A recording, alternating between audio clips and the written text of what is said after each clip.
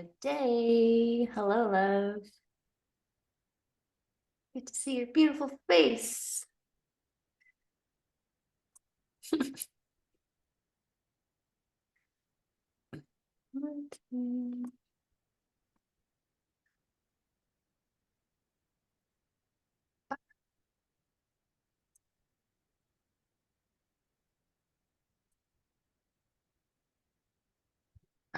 Awesome. Technical difficulties, as is as is the norm, but thanks for being here for day 2. Tantra for healers. We're gonna play some more with energy and tantric energy. Yeah, today our topic is tantric energy healing. This is my favorite. I've been a vibrational healer for a decade, and Tantra is just one of the many ways in which we can utilize a subtle energy. I mean, the whole world is made of it. There's a bazillion ways to be in connection with subtle energy, but we're talking about Tantra here. So let me stop sharing my screen. Yay.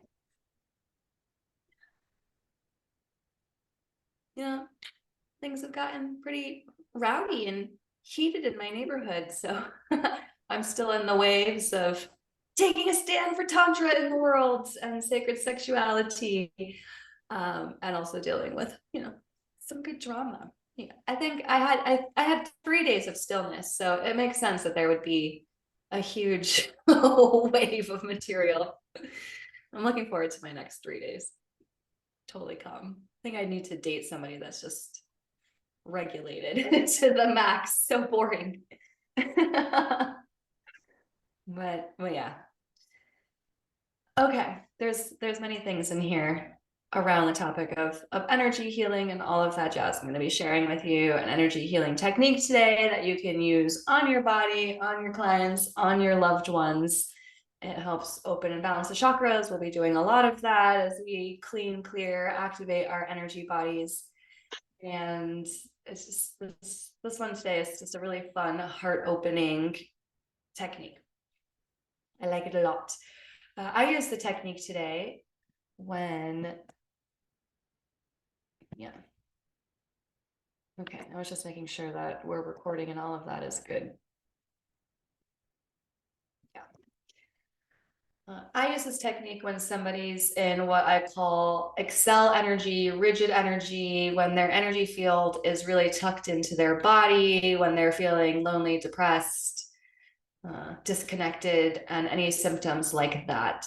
So Tantra is a really beautiful way to work with symptoms in the body. There's many ways we can cater to an individual and the energetic issues that they are having. So I love working with, physical, mental, emotional, and spiritual symptoms. And there's a tool and a technique and a way to interact with each and every one. We just have to learn how to orient to what is happening. And we're going to talk about attunement tomorrow. So attunement is a huge part of orienting to each individual client and opportunity. I happen to love session work because every person gives me a unique puzzle to solve, and it does really well for my problem-solving analytical brain to interact with their issues or non-issues, and to create this beautiful weaving of something catered specifically to each individual. I have a specific way that I work, but really everything is customizable and changeable depending on who walks in my door. Because Tantra is alive, it's not set. I usually let my clients and participants know that I can't give them a specific formula because I'm working with what's emergent in the moment that they arrive. So I read the energy that's there. We have a conversation in that moment because what they were hoping to get might not actually be the energy that they arrive with. So I think this is a really important piece of allowing life to emerge and to be able to flow with it. I remember my first big Tantra workshop, hundreds of people. I had my schedule, my list of items that I was going to talk about, and I get to the entrance to begin to facilitate, and it has disappeared. And I had to tune in, sit with myself, and remember that this is Tantra. It's alive. It's shamanic. It's deep, deep, deep listening. And so I went without my my detail, my organization, and I catered to the group depending on what I was tracking in everyone's energy field. So I love, again, the practice of attunement that we're going to get into is one of my favorite topics right now, because it just amplifies all connection, all capacity, all empathy and things of that nature, which for me, when somebody's attuned, when they're aware, when they're able to offer empathy because they're seeing and perceiving accurately, I feel less alone in the world. But if that's not happening, there's a disconnect. It's not as fulfilling for me personally, being an uber sensitive energy person.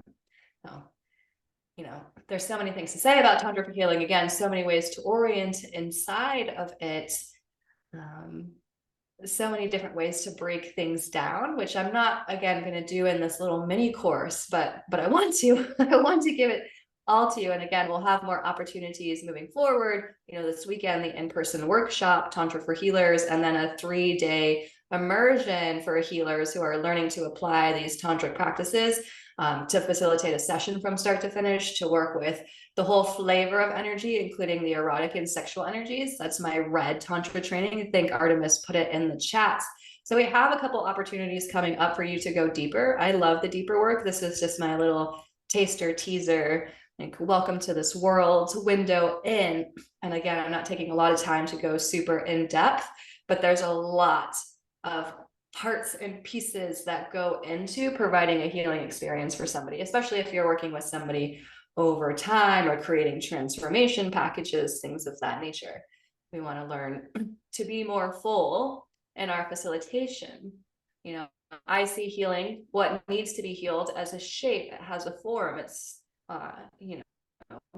it's not just a flat plane, and it sits inside the energy body. Say I had a piece of trauma here in my heart, kind of, this shape. Most of the time we use a modality and we hit one plane and it seems like it goes away for a while. But then it comes back, we start to have symptoms again, and there's confusion as to why this thing, which I thought I healed, is back. It's because with that one modality, that one approach, we're only touching one plane of it. There's this whole other shape that needs to be addressed. And so we need to get good again at that precision work, addressing the whole shape so that it can integrate back into that river of flow I talked about yesterday. Healing is the restoration of the original movement. And so when we're doing the same thing over and over and over again, it's not as effective for treating the whole picture. And that's why learning different modalities and going to see different practitioners and finding a way to develop your attunement to sense into the unfinished bits of energy can be really, really beneficial as a healer in this work. I'm loving doing it. I'm like, oh, well, I got 3/4 of the shape. This tiny little piece refuses to budge. It's frozen in there. How do I orient to be able to touch it in a way that it can blossom open again? It's the puzzle to solve. Every piece of trapped energy has a different story to tell and a different solution that is needed in order to get it to open and come back to aliveness. Yeah. And again, if you have any questions on Tantra or healing, or even want to talk about a specific client or experience that you've had, please feel free to put them in the chat so I can see them. And yes, Artemis is Sarah, but prefers to go by Artemis. And she is on the Rose Temple team. She does a lot of the back end stuff for me. So again, you might interact with her from time to time. I thank you, Artemis, for being here. And again, she's dropped some of those links for the upcoming events in the chats in case you're interested about tuning in for one of those or joining for one of those. A lot of the events in Austin are focused on the play, and I love that. And they're pretty popular. I tend to orient my Tantra events to focus on the healing because, again, I'm a healer. It's what I'm passionate about. It's my purpose. And I love coming together into community to support one another, to learn how to touch one another, to interact with another one, to connect more deeply with one another so that our collective organism can begin to repair itself.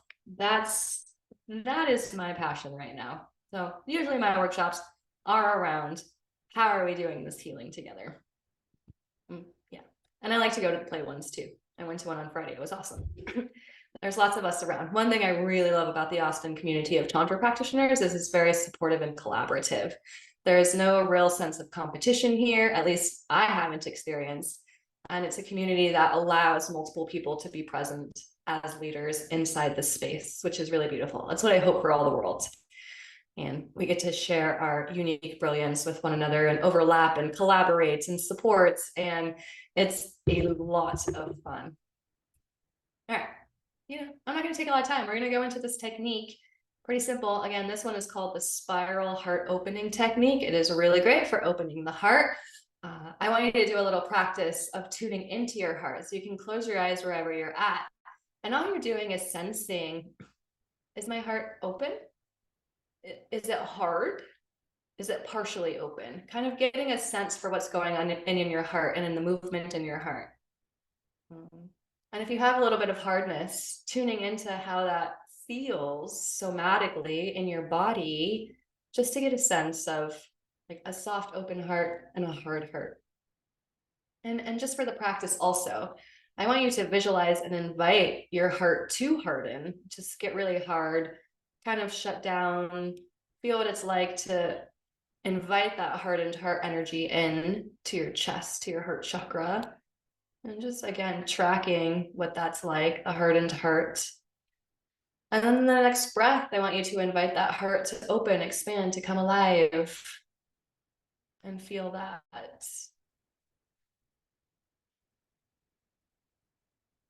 Subtle sensations.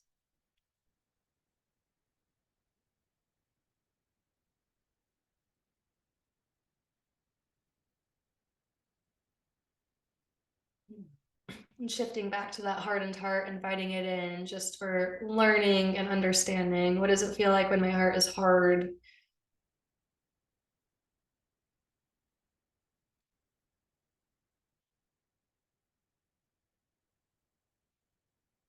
And then again, coming into that open heart or more open heart, softening it, inviting it to expand, open, come alive.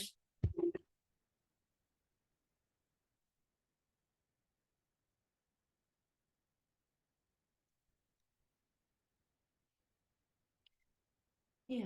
And if you feel like it, you can share with me in the comments what you noticed. I notice a lot in life. I have lived with a hardened heart or a slightly hardened heart. It is a practice and effort to keep the heart open, partially because our world is so intense. There's so much trauma. There's drama in the street outside my house. I got into a yelling altercation with my neighbor last night. I just yelled at them and asked them to stop harassing me. So I got pretty big.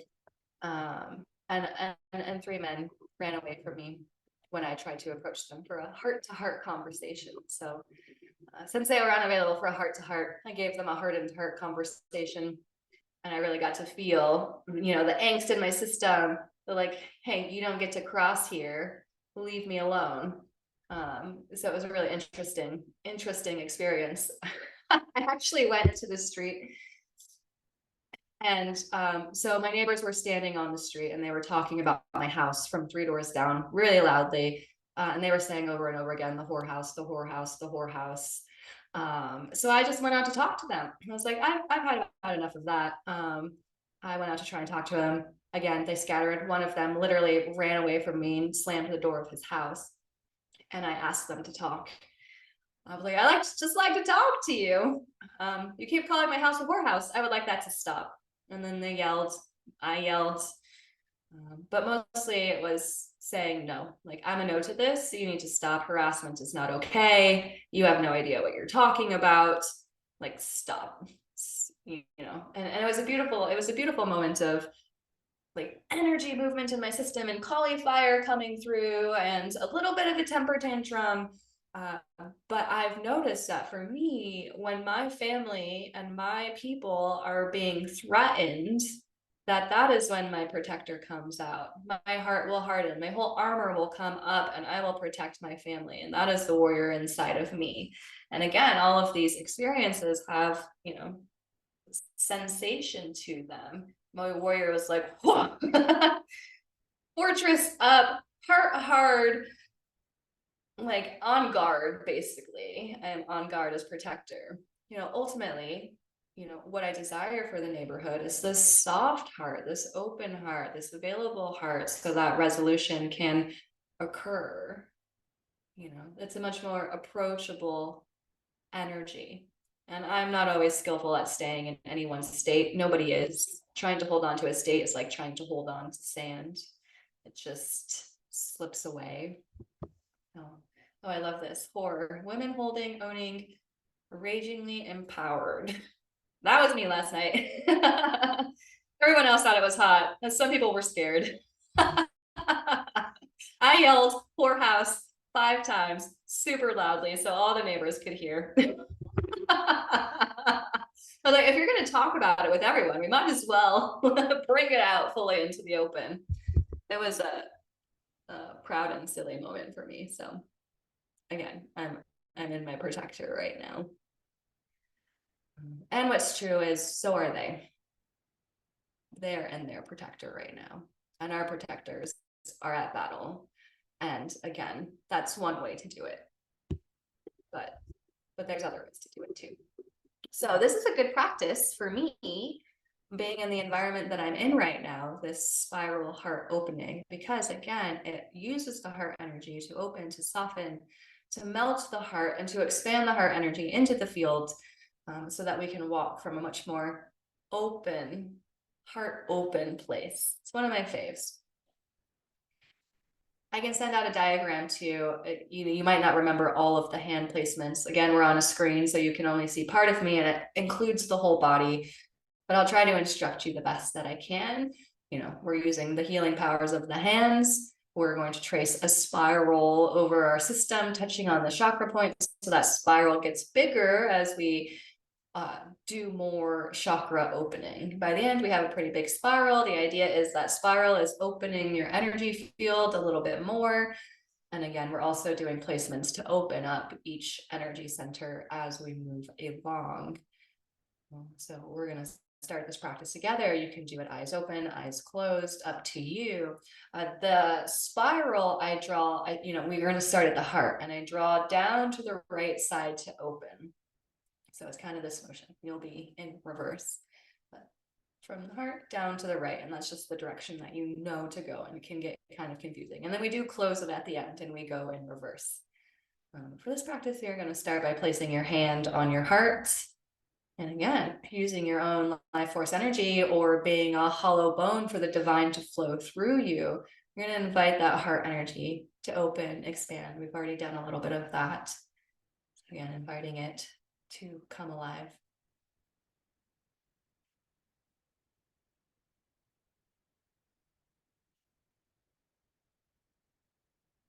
And as you're touching in each place, feeling into the sensation inside your heart, what's going on there? Are you able to get a sense of open, closed, partial movement, non-movement, those sorts of things? Because that's going to help with our attunement practices later. The more attuned we become, the more refined in our abilities we are, because we're sensing and seeing and perceiving more. So it actually creates more skill. Yeah, and then you're going to start to trace that spiral from your heart down the right side of your body, right underneath to your solar plexus. And we're going to hold that place, feeling into the energy here as you invite it to open, expand, come alive.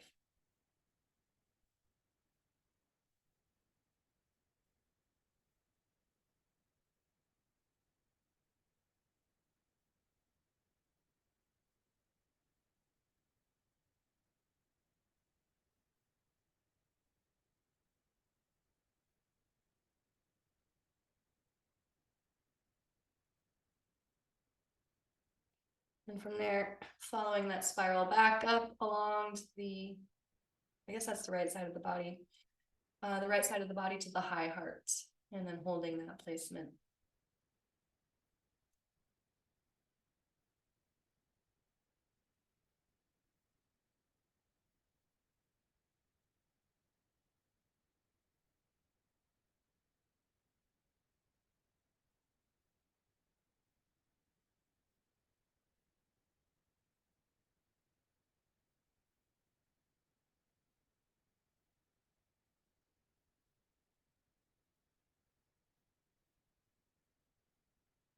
And tracing that spiral, making it a little bit bigger, and we're going to move down to the left side spleen for a moment, just touching into that organ of the spleen and holding that position right under your rib cage.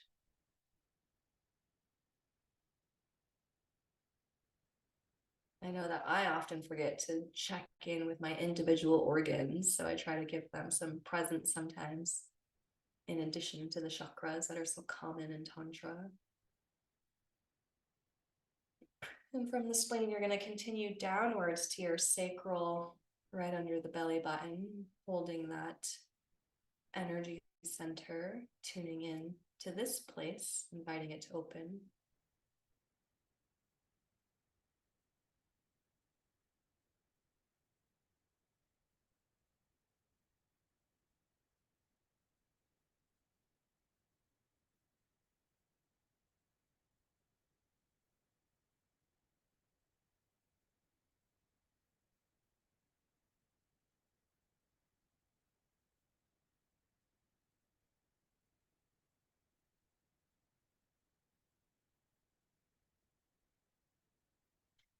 And then beginning to draw the spiral up that right side of the body, coming to your throat. And you can use your hand for all of these positions. You can also simply use your mind's eye, your awareness, bringing your presence to each place. That works equally as well. I like to touch my body, give it some nurturing.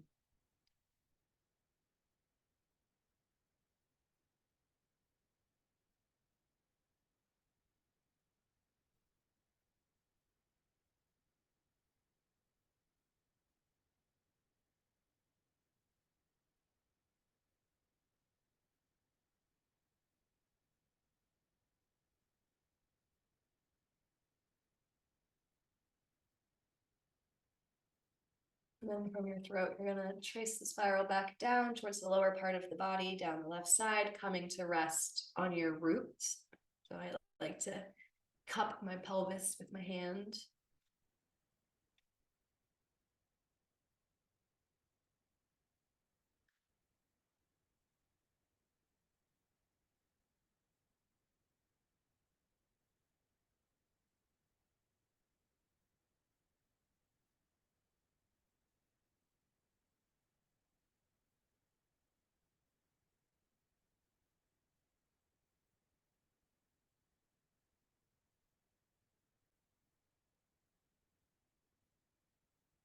And then beginning to trace that spiral upwards up the right side of the body, and you're going to come to rest on the third eye.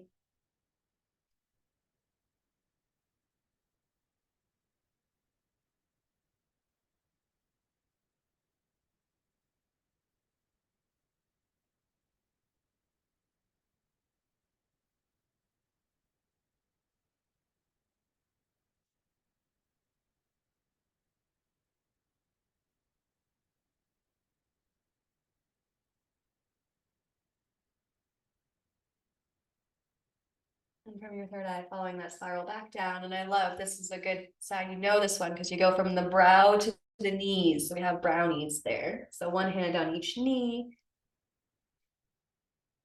opening up the knees.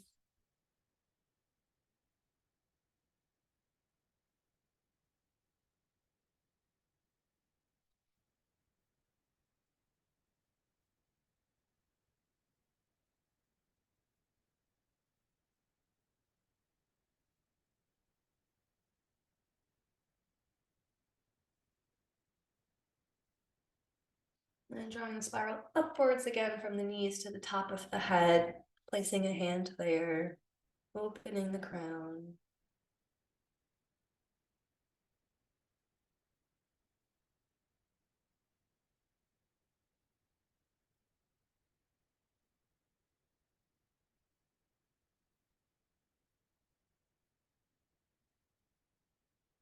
And then from the crown, you're going to go back down, placing one hand on each of your feet, opening the feet.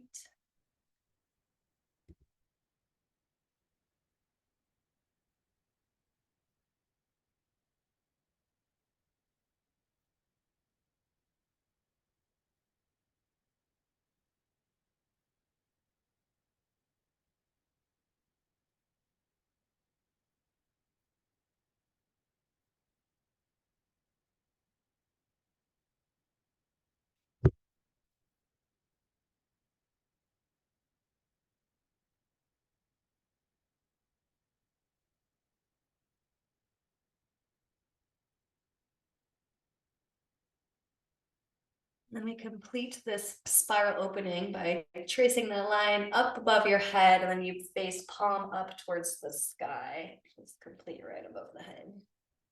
And the spiral is open.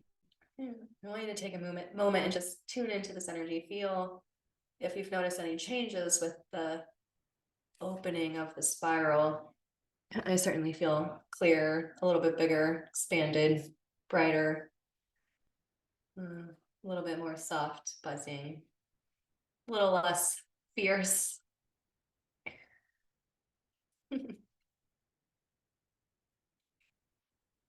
Yeah. Again, I just love this technique for using the heart to grow the energy field, right? The heart, the center line between the divine and earth. It's how we connect to each other and the world around us. So when we use this energy to heal, to spread throughout the body, it has a very nurturing, soft, gentle quality to it. I like to use the heart energy a lot for different things because most of us have pain, we have disconnect, we have wounds, relational wounds. A lot of that grief is carried in the heart, so we get a lot of hardened hearts in our world.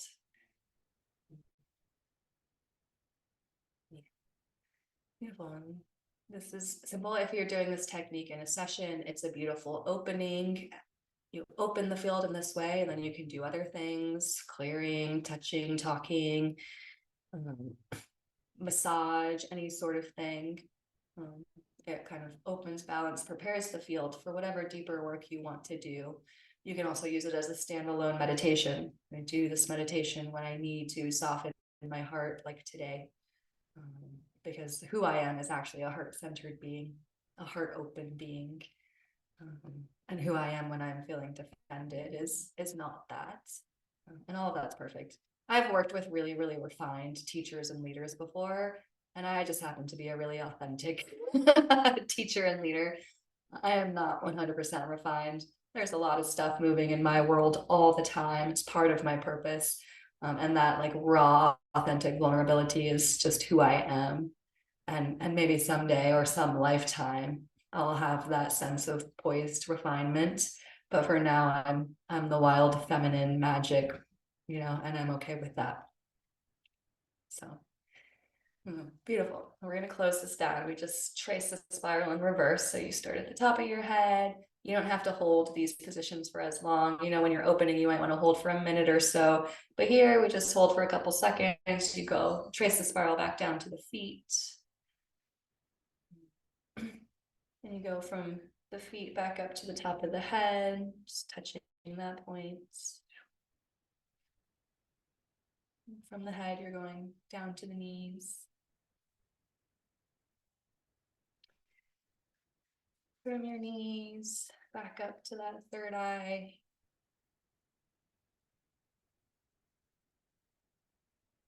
Your third eye to your root. Your root back up to your throat. Your throat to your sacral, low belly.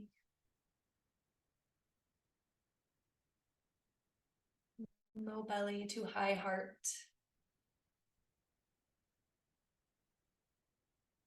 High heart to solar plexus, where the ribs spread apart. And solar plexus coming to completion in the center of your chest, heart chakra. Noticing if you can feel a difference from that open spiral to the one that's a little more buckled down.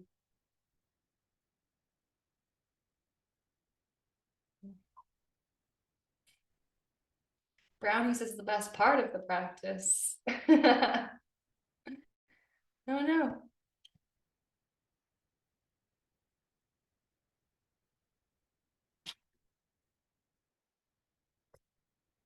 See if I can get the camera going again.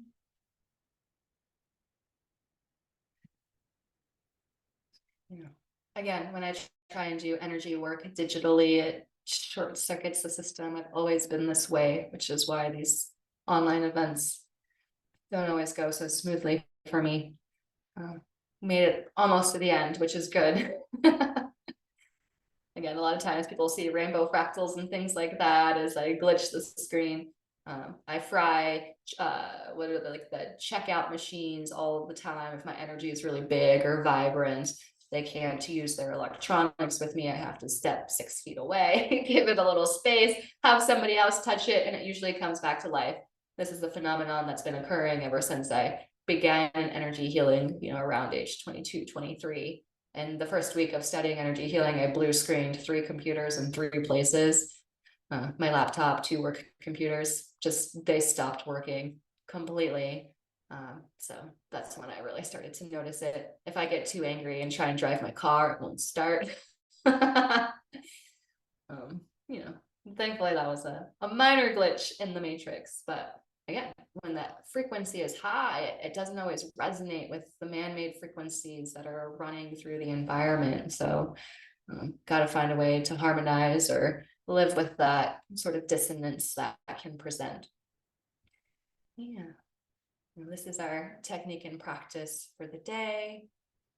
Tomorrow we're going to be talking about attunement and relationship and in healing as a tantric ability. Opens our capacity for seeing, sensing, communicating, connecting, empathy, and understanding. I think it's a really, really important part of this process. And I thank you so much for being here today. Yeah, you can come whenever, again, at this point, we're a small group and there's a lot of people watching replays. And so there will be some weaving. But yes, feel free to watch the replay also. Again, I'm going to bundle these for a greater sort of community, and this is just getting things ready for that. I was going to market a lot for this event, and I had a lot of things rise with the eclipse energies, which I know better than to try to do big things during celestial events, but you don't really know actually until you know. That one was a big one for me and continues to be, and the things that it's moving and shaking. So yeah, it's always good for me to teach and be in connection and to just be in that frequency of the flow. So I will continue to show up as I do. And if you're here, you can play. And if you're not, that's great. There will be a replay or later play. So love you lots, and I'll see you